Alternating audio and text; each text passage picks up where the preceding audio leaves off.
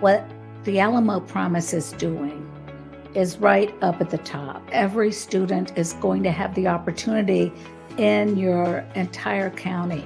We want students to have a range of options, and we want to include, all of the high school students that we can in getting the promise. But we really want to focus on the next generation coming up because they will lead this country forward in whatever they do.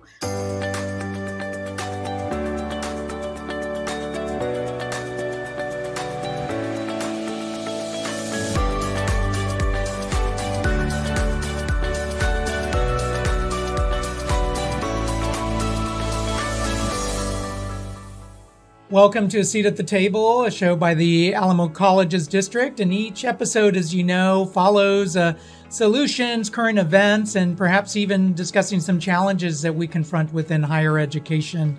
Our mission here at the Alamo Colleges is focused on economic and social mobility, and in particular with our Moonshot, which seeks to address a challenge that we confront here in San Antonio, which is intergenerational poverty. So our moonshot is to end intergenerational poverty through education and training in our community. One of the things that we've done in particular with our moonshot is Alamo Promise. And today we're going to be speaking with the CEO of College Promise, Dr. Martha Kanter, about Promise programs nationwide, and in particular what she's seen across the U.S. landscape. And then we're fortunate that we also have one of our own students, Keren Lugo, who's going to tell us about her experience as an Alamo Promise scholar, and also her experience at Palo Alto College, and then her hopes and dreams as she moves forward. So I want to thank you, Martha Kanter, Dr. Kanter, for being with us today. Thanks so much for having me. And I want to thank you, Keren Lugo, for being with us today as well. Thank you for having me. Oh, wonderful. Well, what we're going to do is we're going to begin with talking with both of our guests. And I'm going to ask a question first to Dr. Kanter. And I know before we started, right, I was mentioning as we were having some conversation here before the official launch of the podcast of just your experience and your depth. You're one of us, Dr. Kanter, right? Martha Kanter served as a president and then chancellor at Foothill De Anza Community College District in California. And then we were fortunate that she represented us in the U.S. Department of Education under Secretary Arne Duncan and during the Obama administration.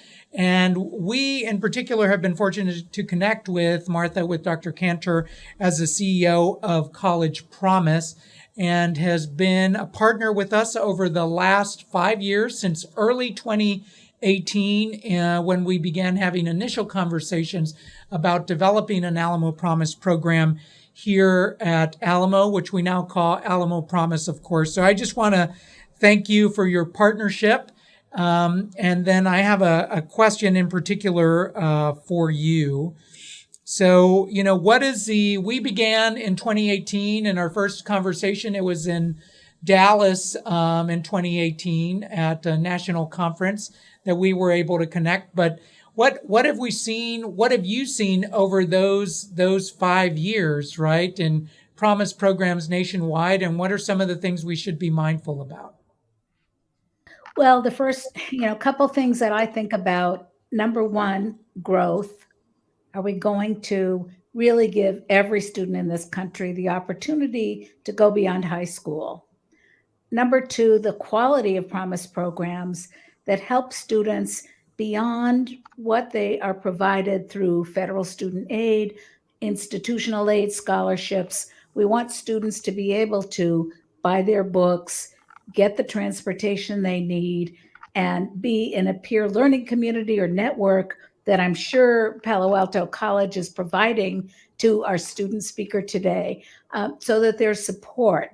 And then the final thing, and I think this is a challenge for every Promise program, sustainability. How will our communities raise the funding to make their promise, Alamo Promise, perpetual, so every student can have the opportunity for generations to come? The other thing I'll add is most of the Promise programs started over the last 20 years, maybe 23 years. And a lot of them started high school to college. And the growth has been high school to college, even with in the last couple of years, not in San Antonio, but in many parts of the country, a slight declining of high school students. Mm-hmm. And what's been great about the growth is more students are finding out about the promise, and some of the promise programs are including the adult population. So it's really exciting for us. We're now in every single state. 33 states have taken a statewide promise. And we have, I said 450 promise programs. We want to be up over 500 in 2024. Wow. That is wonderful. Just phenomenal growth. You mentioned several different characteristics, Martha, about promise programs. What would you say is your favorite, or maybe your two favorite aspects of promise programs that you've seen that we should be aware of? Either just consistently across those 500, or some best practices. Yeah, I think what the Alamo Promise is doing is right up at the top. In other words, you're serving every student is going to have the opportunity in your entire county. And what we want is promise programs to be available beyond, in some programs, one high school to one college. We want students to have a range of options, and we want to include, all of the high school students that we can in getting the promise. Now, some of the wealthier students may get less financial support, but they still can take advantage of the mentoring, the tutoring support, the counseling, and so on. But we really want to focus on the next generation coming up, because they will lead this country forward in whatever they do. Our student is in mass communications. It's a huge growing field, especially with things like ChatGPT that we even don't know about.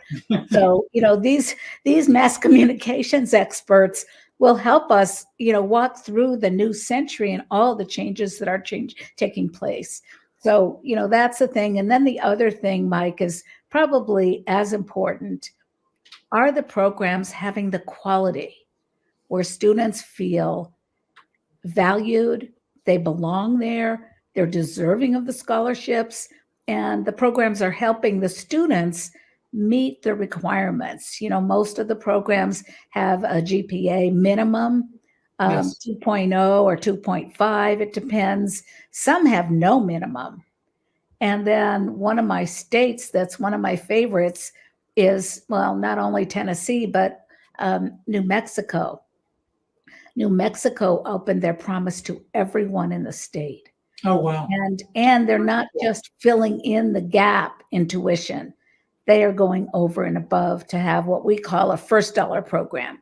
A student gets a Pell Grant and they get the scholarship. So those are some of the trends we're seeing, and it's really exciting time to be in the promise world. I think that's what's wonderful, is not only being able to provide access, but also providing for the success of the student when they're enrolled. Mm-hmm. So thank you, Martha. I'm going to, we're fortunate, as you mentioned, to have one of our own students here, right? Karen Morin Lugo. And so I want to tell us a little bit about yourself first, and then I have some promise focused questions I wanted to ask you. But tell us a little bit about yourself. We know you're at Palo Alto College, and so how did you get to Palo Alto? Palo Alto was not my first choice. Okay. I was going to attend UTSA, but obviously some obstacles along the way did not permit to go. And so I turned to PAC, where I had saved my seat before. And that was actually a requirement for me to graduate. So for me to walk the stage, I had to save my seat. Wonderful. Which was a great idea from my high school, because I used it and I came in with the best attitude that I could. I was like, I'm going to do my best and it's going to be all right. And I went, and by far has been the best decision that I've ever taken in my 20 years of life. So far, I am very involved in school. I have done multiple things, and throughout this a year and a half, I have really learned that my passion is communications. Communications. Yes. Okay, wonderful. Mass communications. I love the whole idea. I love being able to communicate with students and even making easier ways for them to achieve their goals. Okay. So graduated from high school, Yes. and then you mentioned Save Your Seat. How did you hear about Promise, Alamo Promise? Alma Promise, I heard from my high school counselor. Okay. We were saving our seats, and then they were mentioning that they were offering Alma Promise. I think it was the first or second year Sure. that you guys had done. And I was like, what better thing than having free college for 2 years? And I took it. That's great. So for those of you watching, saving your seat is the first step. Oftentimes it can come in a general orientation, or it's a pep rally, perhaps in the auditorium or the gym, have the band and others playing, and then we ask individuals to pull out their cell phone, because that's pretty universal, right? And they pull out their cell phone, and then it's a form that's online but is accessible from your cell to save your seat, that say you're interested in learning more about Alamo Promise. And then after that is completion of the financial aid form. Since Alamo Promise in Promise lingo is a last in program, right? So first, and then you have to fill out the financial aid form. So save your seat, then apply Texas, then financial aid form. And then if you qualify for aid and it's going to cover most of your tuition, then that is part of Promise. If you don't qualify for need-based aid, perhaps, then Alamo Promise steps in as a last-in program and funds the rest. So it seems like it was, kudos to your high school for making saving your seat required, right? Because then that's saved for the cost of tuition and fees early on. And then tell us a little bit about co-curricular experience. So you're a mass communications or communications major. That's what you're studying, pursuing an Associate of Arts at Palo Alto College. So what are some of the other things that you do that are giving you experience into the field? Yes. So this fall semester, I had a job in the Office of Workplace Learning here in the district office with Dr. Trevino, where I had the opportunity of running our social media. Oh, wonderful. And I did more than just running social media. I did reach out to students and really tell them about the internship opportunities that we have and how they could access them.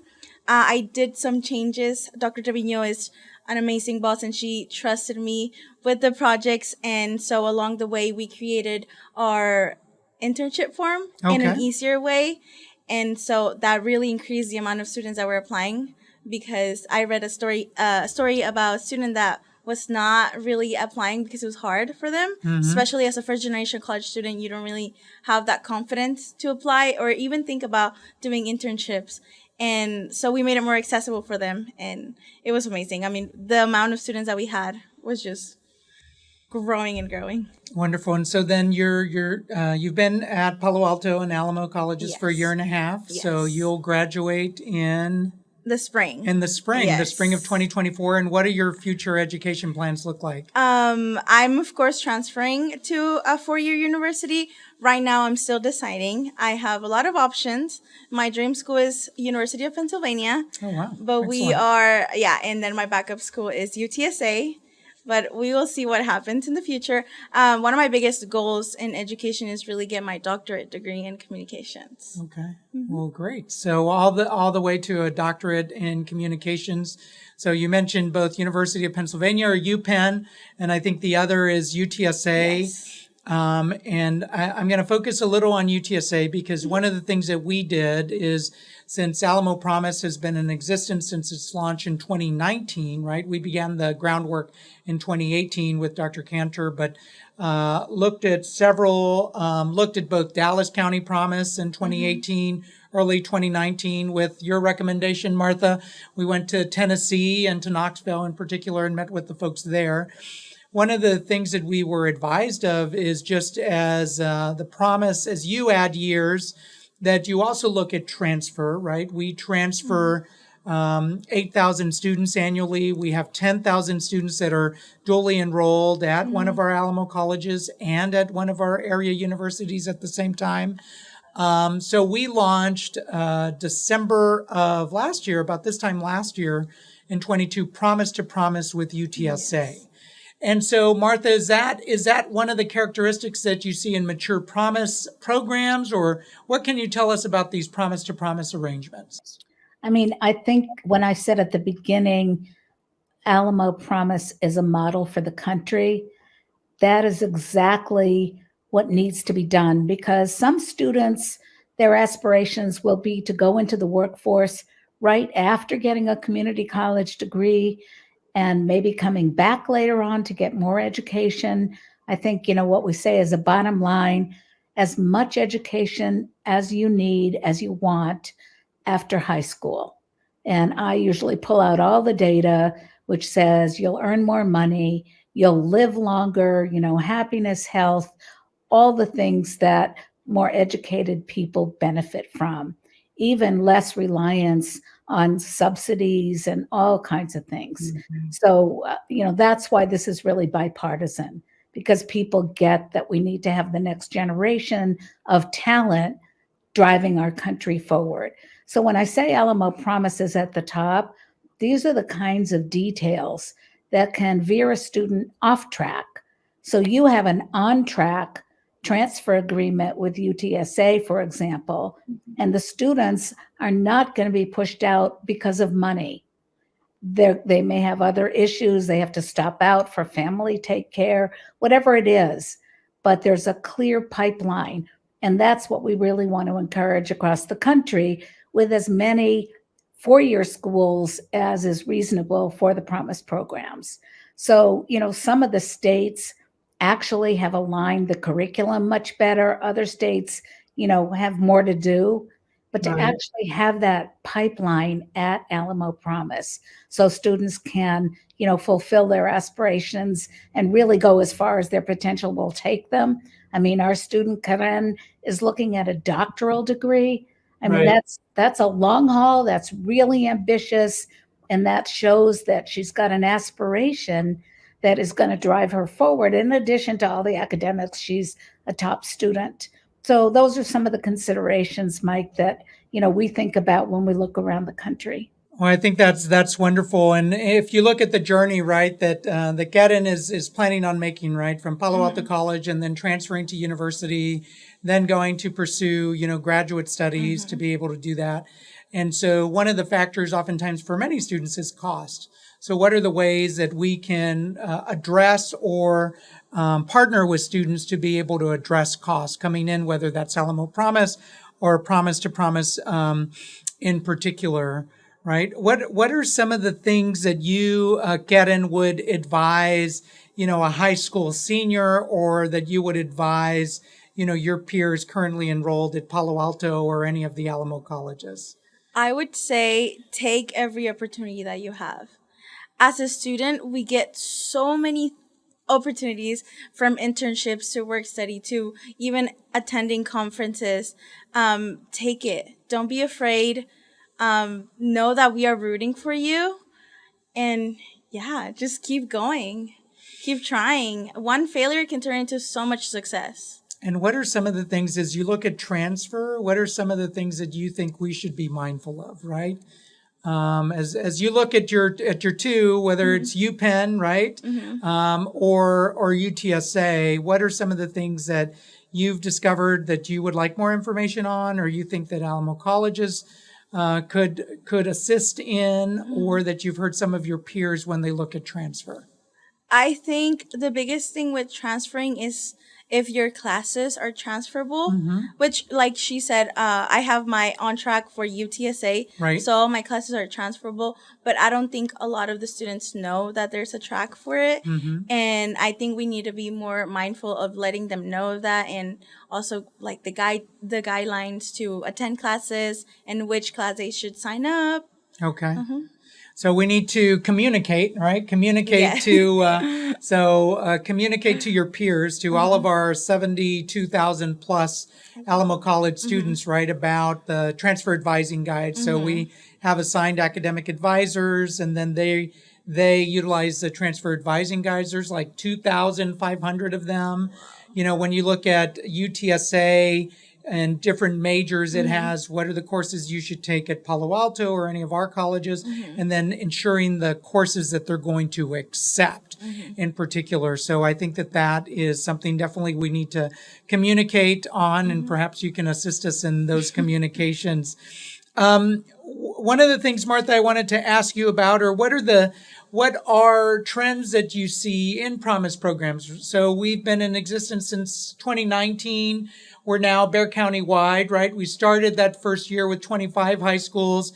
Now we have close to 100 different high schools, whether they're public, private, parochial. Also, homeschool students are accepted into Alamo Promise now. So it's a universe of 20,000 plus graduating high school seniors each and every year that can come in to Alamo Promise and be a Promise Scholar. What should we be mindful of as we look at, year 6 and 7 of Alamo Promise? Well, I think one of the things that Karen brought up is critical, and I call it Promise Pathways. What are the pathways that facilitate students to accelerate and not get stuck in any of the barriers that often get in the way? Money gets in the way. Sometimes the needs of family and friends get in the way. A big thing that I study is confidence. I think with students, and there's a lot of confidence research, students often do not think they are confident, good enough to go to college, or don't know anybody. And are, like, for example, when I was chancellor and president back in California, we had students that didn't want to go to the office hours of their faculty. So if you're in a math class, you're having trouble, and your faculty member's available a certain number of hours a week, you bring the book in, you bring the problem in, people just didn't have the confidence to walk through those doors. Sometimes it's opening the doors to Alamo College, Palo Alto College, all the other colleges. And same thing with the 4-year. I think one of the trends is having the dual enrollment from 2 to 4 year. And, we have high school dual enrollment to college, but we need a whole different shift in a trend for dual enrollment between the 2-year and the 4-year institutions. And I'd like to see it go all the way up. I mean, dual enrollment from the undergraduate to the graduate program. So students like Karen can stay on track, know what her options are. That's why she's a star student. And, she's really thinking through next steps and what's the right pathway and which credits transfer. Many students don't have the support to ask those questions.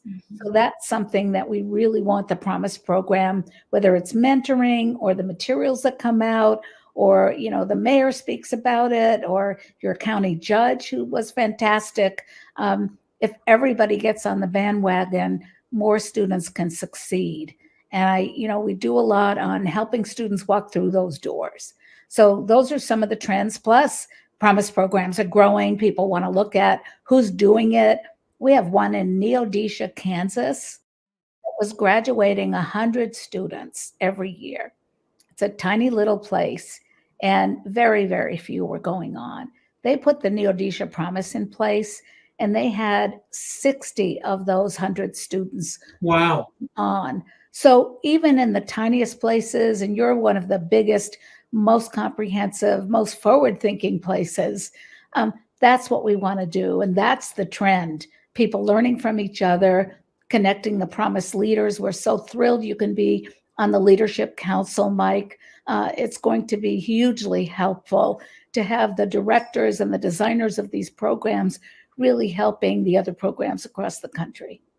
That's wonderful. Well, we were just your leadership and partnership, Martha, that we received from you, and also just looking at colleagues across the country and being able to visit two specific sites was critical to our development. And then being able to bring all that information back with the steering committee. And you mentioned, the tri-chairs at that time were our county judge, Nelson Wolf, and then our mayor, Ron Nirenberg, along with, 2 university presidents, Texas A&M San Antonio president and UT San Antonio's president, who's still with us, Taylor Amy, chamber and corporate leaders, foundation folks. So that cross section was able to bring it back in the development of Alamo Promise Kettyn, which is really, really key. I think so. That's wonderful. As we prepare, we celebrate what's occurred.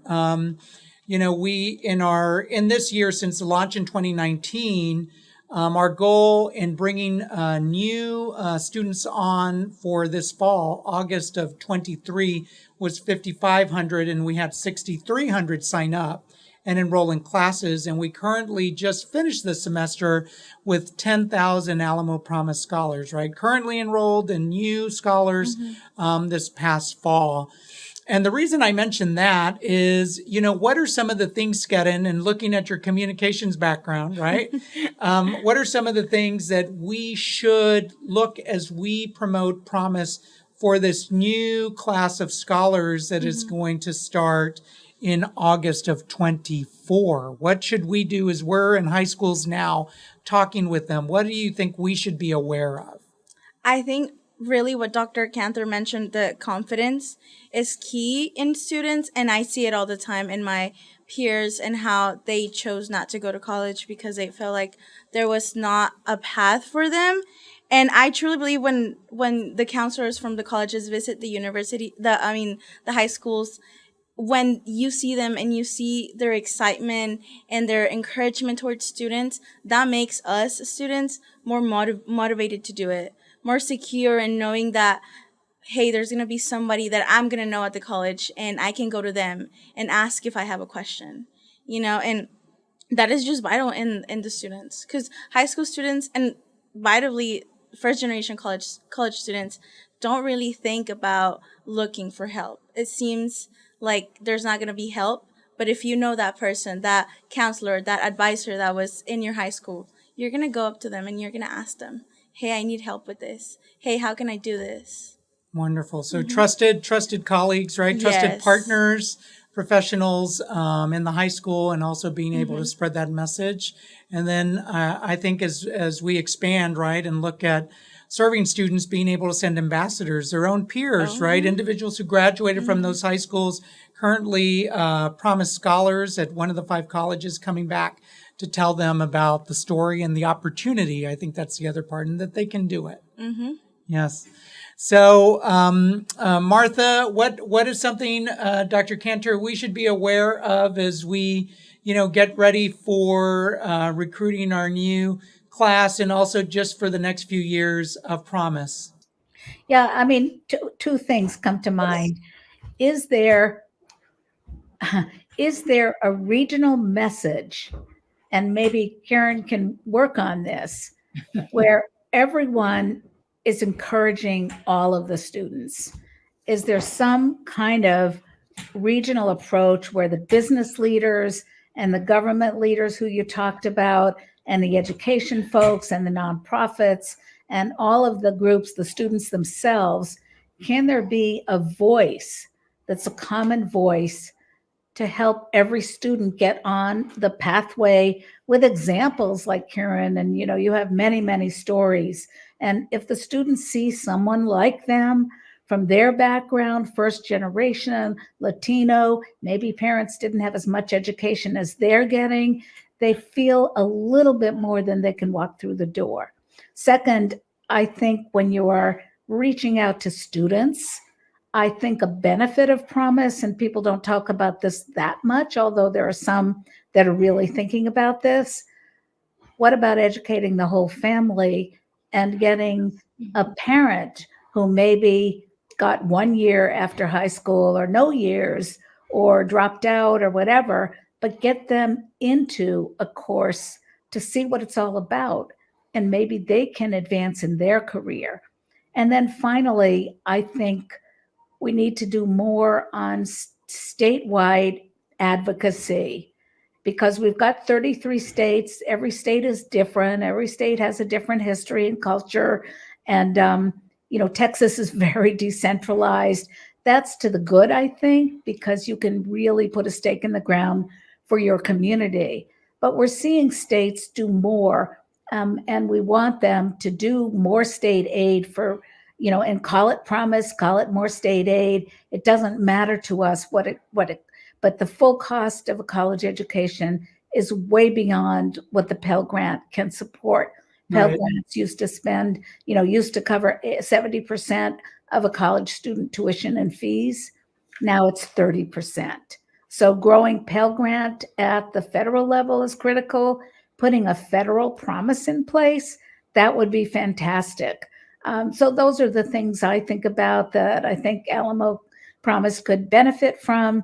And also, pulling up all the things you've done, whether it's financial, fundraising, quality of program, the pathways with the 4-year, the high school outreach. I mean, all of those things to hear Karen say she learned about it in high school, that is just one of my greatest joys.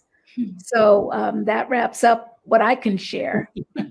Well, thank you for sharing that. We're actually at the end of this episode of the podcast, and we're fortunate to have had Dr. Martha Kanter with us. So just want to thank you for your partnership and bringing your expertise to the table.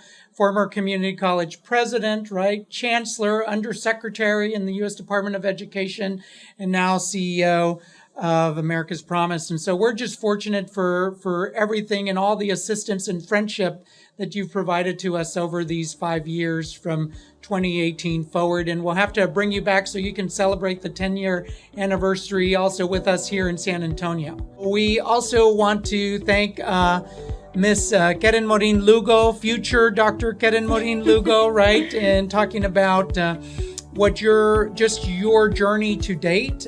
We're fortunate to have you with us at the Alamo Colleges as a student studying communications at Palo Alto College, looking at transfer. And I just want to leave you with and the audience with that we actually also transfer students directly into selective admissions universities like UPenn. We just sent 2 students from San Antonio College this past May who finished their first semester at Columbia University in New York City. So I think that's the other part is just our students are very driven, very capable, and very competitive when they look at transfer opportunities. So thank you for joining us, Ms. Keren Morin Lugo. Thank you for having me. It was amazing. I was thrilled to participate. Thank you so much for your leadership, Mike. Thank you, Martha. I want to thank each and every one of you for tuning in, and I hope you enjoyed this episode of A Seat at the Table, and we look forward to seeing you the next time.